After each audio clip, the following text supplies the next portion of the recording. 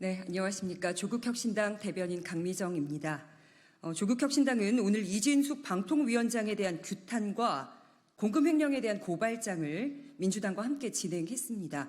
이제 신임 방통위원장이 회의를 열었으니 방통위원장에 대한 탄핵소추 또한 공동 대표 발의 진행을 할 겁니다.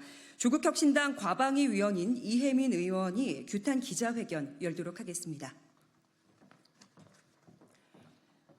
네, 조국혁신당 이혜민입니다. 윤석열 대통령이 오늘 아침 이진숙 씨를 방송통신위원장에 임명했습니다. 일본군 위안부 문제를 포함해 왜곡된 역사관과 교양 수준이 만천하에 드러났고 혼자 먹기에 지나치게 많은 빵을 구입하는 등 법인카드를 부정하게 사용한 흔적도 곳곳에서 발견되었습니다. 오죽하면 빵통위원장이라는 별명을 얻었을까요?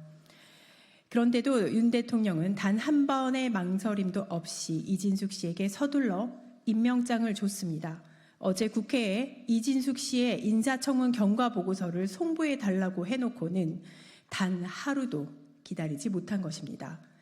또한 윤석열 대통령은 방통위 상임위원으로 김태규 국민권익위 부위원장을 임명했습니다. 그는 바로 김건희 씨의 디올백 뇌물 사건을 깔끔하게 해결해준 장본인입니다. 대통령의 아내를 지켰으니 이제는 대통령을 위해 땡윤 뉴스를 지키려나 봅니다. 윤 대통령 주변에는 멀쩡한 사람이 그렇게 없습니까? 이쯤 되면 막 가자는 거 아닙니까? 오늘 오후 2시에 박문진 이사선임 회의가 열린다고 알려졌었습니다. 그랬더니 방통위는 사실무근이라고 보도자료를 냈습니다. 그 제목과 내용이 유치하기 짝이 없습니다. 한번 보여드리겠습니다.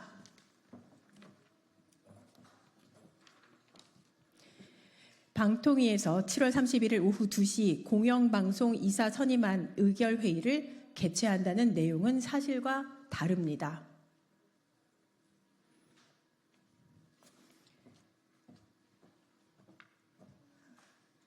이렇게 해놓고 5시에 회의를 긴급하게 열었습니다.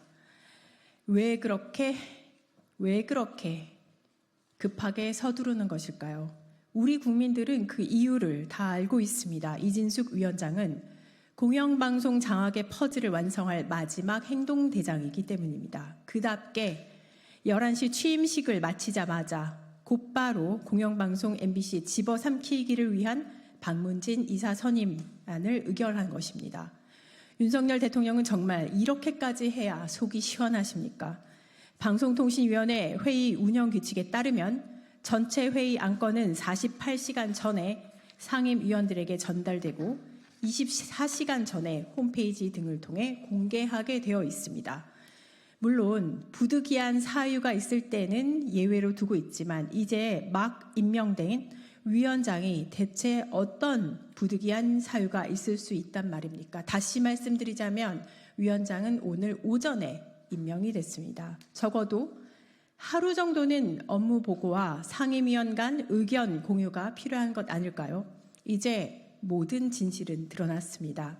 오늘 일로 윤석열 대통령은 우리나라 방송통신 정책보다 오로지 방송 장악만을 목표로 하고 있음이 만천하에 드러났습니다. 조국혁신당과 우리 국민들은 윤석열 대통령에게 경고합니다. 지금 윤석열 대통령은 공영방송 장악을 위한 야욕이 너무 앞선 나머지 최소한의 정당성, 당위성을 모두 무시하고 있습니다. 방통위 스스로 만든 룰을 편법 적용하면서까지 무리하게 강행한 대가는 시리도록 혹독할 것입니다. 윤 대통령은 지난 40 총선 결과에 아랑곳하지 않고 22대 국회에서 압도적인 의석을 확보한 야권과 정면 대결을 선택했습니다. 총선 참패의 원인은 본인에게 있다며 깊이 반성하겠다던 윤석열 대통령은 겉으로는 고개를 숙이는 척했지만 속으로는 이를 갈고 있었나 봅니다. 조국혁신당은 좌고우면하지 않겠습니다. 3년은 너무 길다 특별위원회 탄추위에서 조국혁신당이 가진 모든 역량을 쏟아 윤석열 대통령 탄핵과 퇴진에 나서겠습니다. 국민을 두려워하지 않고 정면 대결을 선택한 윤석열 대통령을 가만두지 않겠습니다. 이상입니다.